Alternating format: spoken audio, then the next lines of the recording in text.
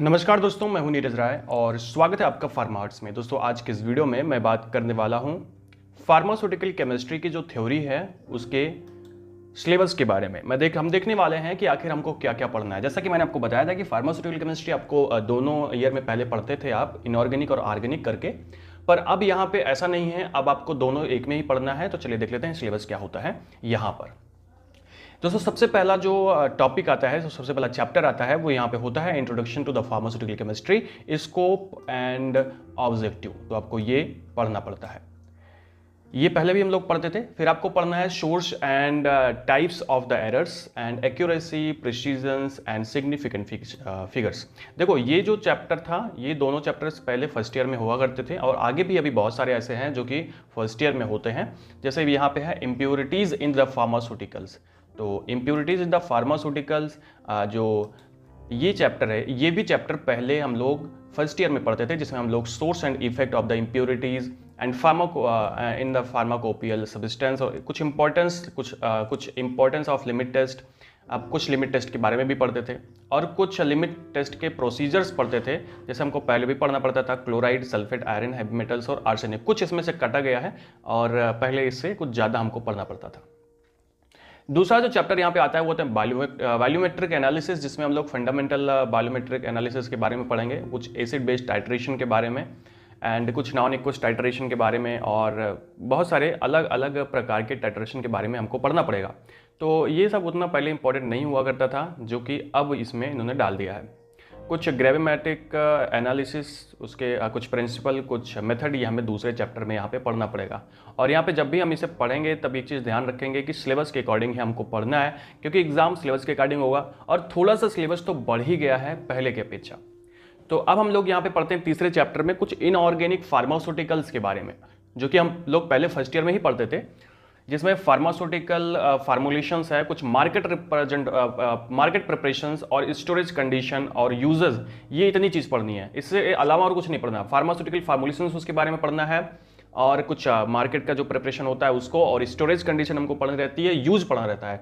यही 4-5 हेडिंग है, इसी को हमको लिखना रहता है। तो इतना ही पढ़ना है, बहुत ज़्यादा पढ़ोगे तो फिर बहुत ज़्यादा हो जाएगा। जैसे इसमें सबसे पहला हिमेटेनिक्स, जिसमें आपको फेरस सल्फेट के बारे में ये सारी चीज़ पढ़नी पड़ेगी। फेरस फ्यूमेरेट के बारे में पढ़ना पड़ेगा कि इसका फार्मूलेशन क्या होता है, इसका मार्केट में क्या प्रिपरेशन कैसी आती है, स्टोरेज कंडीशन क्या है, यूजेस क्या है। इसके अलावा दूसरी हेडिंग पढ़ेंगे तो ज़्यादा हो जाएगा।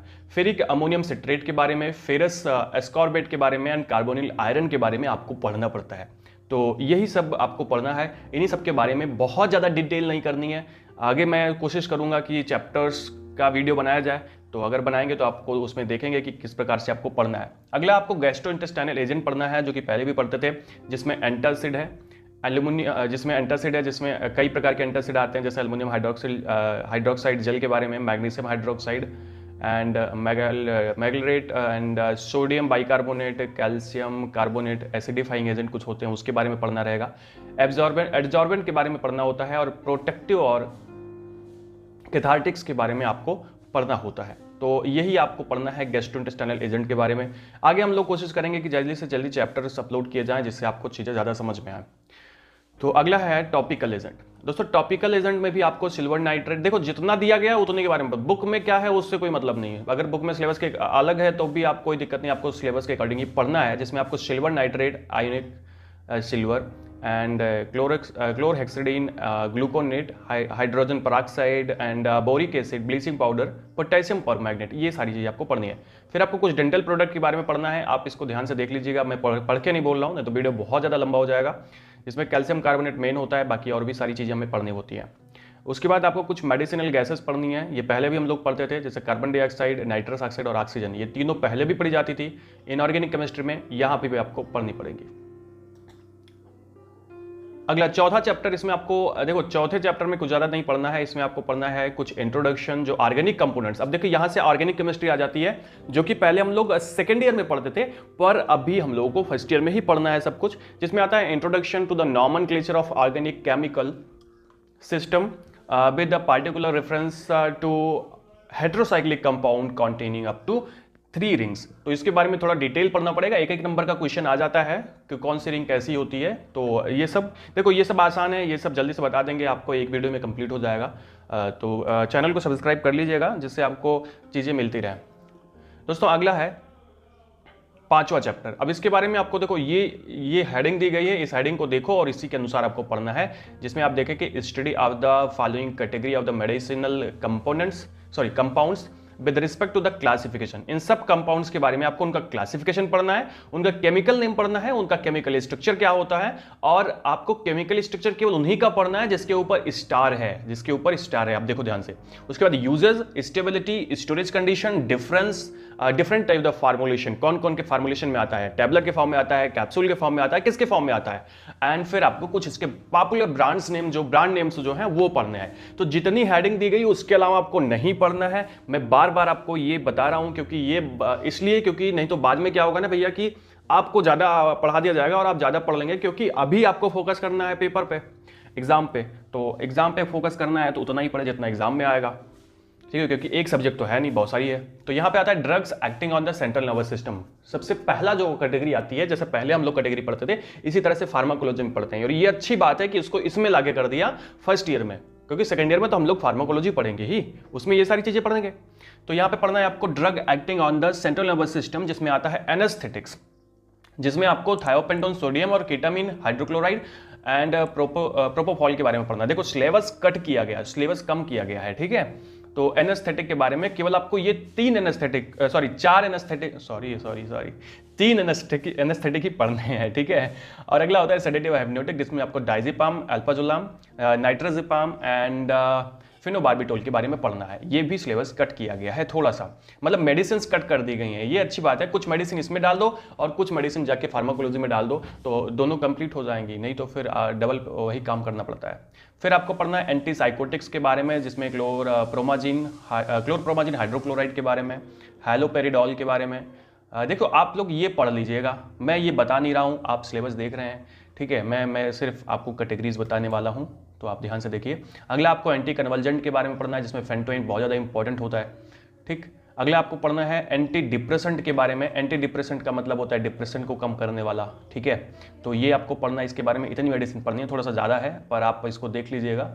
और ये सब जो है आप लोग एक बार खुद ही देख लीजिएगा तो ज़्यादा अच्छा है। अगला जो छठा हमारा चैप्टर है वो है drug acting on the autonomic nervous system. इसके पहले हम लोग सेंट्रल नर्वस सिस्टम वाले ड्रग पढ़ रहे थे, तो drug acting on the autonomic nervous system, इसमें आपको क्या क्या पढ़ना है, तो सिम्पैथोमाइमेटिक एजेंट्स के बारे में पढ़ना है जो कि डायरेक्टली एक्टिंग होते हैं, जैसे नॉर एपिनेफ्रिन होता है, एपिनेफ्रिन होता है एंड फिनाइलफेरिन होता है। इसी तरह से बहुत सारे एजेंट्स होते हैं जो कि आपको पढ़ने हैं।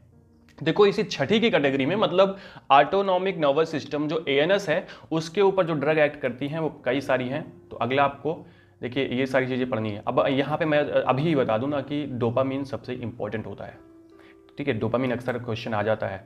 तो हम लोग सिम्पैथोमाइमेटिक एजेंट पढ़ रहे थे, जिसमें डायरेक्टली एक्टिंग होती है और इनडायरेक्टली एक्टिंग होती है, ठीक है। तो आपको इन सब के बारे में पढ़ना है। अगला आपको एड्रेनर्जिक एंटागोनिस्ट के बारे में पढ़ना है, तो आप इसको देख लीजिए, जिसमें प्राजोसिन इंपॉर्टेंट होता है एंड प्रोप्रेनालॉल भी जो है थोड़ा बहुत इंपॉर्टेंट होता है, एथनोलॉल भी इंपॉर्टेंट होता है, पर आप इसको सारा पढ़ना पड़ेगा, आप सारा देख लीजिए, बाकी आगे बढ़ते हैं। अगला है cholinergic drugs and related agent. जो कोलिनर्जिक ड्रग्स होती हैं वो क्या होती हैं, उसके बारे में भी आपको पढ़ना पड़ेगा, तो एक बार इसको देख लीजिए। इसमें नियोस्टिग्मिन जो है इंपॉर्टेंट होता है, बाकी और भी बहुत सारी आती है, एसिटाइलकोलिन भी कभी कभी पूछा जाता है, पर आपको पढ़ना तो सारा पड़ेगा। मैं बस सिलेबस आपको दिखा रहा हूँ कि क्या सिलेबस है और कैसे पढ़ना है, बाद में बताएंगे। फिर आपको इसी छठे चैप्टर में कोलिनर्जिक ब्लॉकिंग एजेंट्स और कुछ सिंथेटिक कोलिनर्जिक ब्लॉकिंग एजेंट के बारे में भी पढ़ना पड़ेगा। जो अब मैं बता दूं आपको, सिलेबस भले एक में किया गया है, लेकिन कुछ मेडिसिन को कट किया गया है। अगला है drug acting on the cardiovascular system, जैसे उसमें क्या क्या आपको पढ़ना है। पहली कैटेगरी आ जाएगी एंटी एरिथमिक ड्रग्स, जिसमें आपको इन सब मेडिसिन के बारे में पढ़ना पड़ेगा। कुछ मेडिसिन मुझे ऐसा लग रहा है इसमें ज़्यादा भी डाली गई हैं, पर ठीक है, अच्छी बात है। जो मेडिसिन नहीं चल रही हैं हो सकता है उसको इन्होंने इसमें डाल दिया हो। एंटी हाइपरटेंसिव एजेंट्स ये पढ़ना है, और एंटी एंजाइनल एजेंट्स के बारे में पढ़ना है। फिर 8वें चैप्टर में आपको डायरेटिक के बारे में पढ़ना है, ये मुझे सबसे ईजी लगता है। बाकी इसमें फ्यूरोसिमाइड बहुत ज़्यादा इंपॉर्टेंट होता है, अक्सर क्वेश्चन इसका आता है, और ये मेडिसिन भी ज़्यादातर मार्केट में दी जाती है। डायरेटिक हो गया। फिर 9वां चैप्टर आपको हाइपोग्लाइसेमिक एजेंट पढ़ना है, इसकी मैंने वीडियो बनाई है, आप एक बार देख लीजिएगा जरूर अगर आपका मन करेगा तो, ठीक है। हाइपोग्लाइसेमिक एजेंट जो है वो क्या होता है, तो ये ग्लूकोज को कम करने वाला एजेंट होता है, मतलब ये ज़्यादातर डायबिटीज़ में दिया जाता है दोस्तों। अक्सर देखा गया है, एक्चुअली कुछ नहीं, आगे बढ़ते हैं। तो यहाँ पे जो 10वां चैप्टर है, 10वां चैप्टर, इसमें आपको एनाल्जेसिक एंटीपायरेटिक एजेंट के बारे में पढ़ना है, जिसमें आपको NSAIDs के बारे में पढ़ाया जाता है, जिसमें एस्पिरिन, डाइक्लोफेनेक, आइबुप्रोफेन, ये सब इंपॉर्टेंट है। ठीक है। उसके बाद अगला चैप्टर 11वां चैप्टर है, थोड़ा सा बड़ा चैप्टर है। इसमें आपको एंटी इन्फेक्टिव एजेंट पढ़ने हैं। एक तरह से एंटी माइक्रोबियल एजेंट को इन्होंने एंटी इन्फेक्टिव एजेंट बना दिया, कोई दिक्कत नहीं है हमें। ठीक है। एंटी माइक्रोबियल एजेंट पहले हम लोग इसको बोलते थे, अभी एंटी इन्फेक्टिव एजेंट बोल दिया, थोड़ा सा शब्द चेंज हुआ है, बाकी कुछ नहीं है। इसमें एंटी फंगल एजेंट्स के बारे में, urinary track and anti infective agents के बारे में, कुछ एंटी ट्यूबरकुलर एजेंट के बारे में। सबसे इंपॉर्टेंट होता है इस चैप्टर में एंटी ट्यूबरकुलर एजेंट। ठीक है। उसके बाद एंटी वायरल एजेंट्स कुछ होते हैं, जैसे उसके बाद एंटी मलेरियल्स होते हैं, सल्फोनामाइड्स, इसमें सल्फोनामाइड भी इंपॉर्टेंट है, फार्माकोलॉजी में भी इंपॉर्टेंट है, तो इसके बारे में भी आपको पढ़ना पड़ेगा। मतलब सारा कुछ आपको पढ़ना है, सेकेंड ईयर वाला और फर्स्ट ईयर वाला। फिर से मैं कह रहा हूँ, याद रखना, थोड़ा सिलेबस बड़ा तो है ही है, तो कोशिश करना कि अच्छे से पढ़ना, बाकी तो आपकी मर्जी। अगला 12वां चैप्टर है एंटीबायोटिक्स। तो एंटीबायोटिक्स के बारे में आपको ज़्यादा, देखिए इसमें बहुत ज़्यादा डिटेल नहीं दिया गया है, पर ठीक है, जितना दिया गया है उतना बहुत है, इतना आपको पढ़ना है। इसमें टेट्रासाइक्लिन, कुछ माइक्रोलिड्स है, कुछ मिसलिनियस उन्होंने दे दिया है। और लास्ट चैप्टर जो है 13 चैप्टर, उसमें आपको एंटी न्यूप्लास्टिक एजेंट पढ़ने हैं। कहने का मतलब ऐसे एजेंट्स जो कि एंटी न्यूप्लास्टिक हैं, आई मीन कैंसर को ट्रीट करने वाले हैं। ठीक है। तो इसको आपको पढ़ना पड़ेगा। इसमें इसका देखो क्लासिफिकेशन भी थोड़ा बहुत, इस कैटेगरीज का पढ़ना है, बाकी मेडिसिन के बारे में पढ़ना है, तो ये सारी चीज़ें हैं। फिर आप जो है इसके बारे में फिर से पढ़ोगे सेकेंड ईयर में, फार्माकोलॉजी में थोड़ी सी डिटेल में। तो अभी के लिए तो ये था फार्मास्यूटिकल केमिस्ट्री का सिलेबस, कि आपको क्या क्या पढ़ना है, इसकी थ्योरी। अब मिलते हैं हम नेक्स्ट वीडियो में दूसरे सब्जेक्ट के साथ में, कि आपको उसमें क्या क्या चीज़ें पढ़नी है, क्या क्या सिलेबस चेंज किया गया है, डिटेल में देखेंगे। मिलते हैं नेक्स्ट वीडियो में। अगर वीडियो आपने पूरा देख लिया है, चैनल को सब्सक्राइब नहीं किया है, और अगर आप चाहते हैं तो चैनल को सब्सक्राइब जरूर कर दीजिएगा।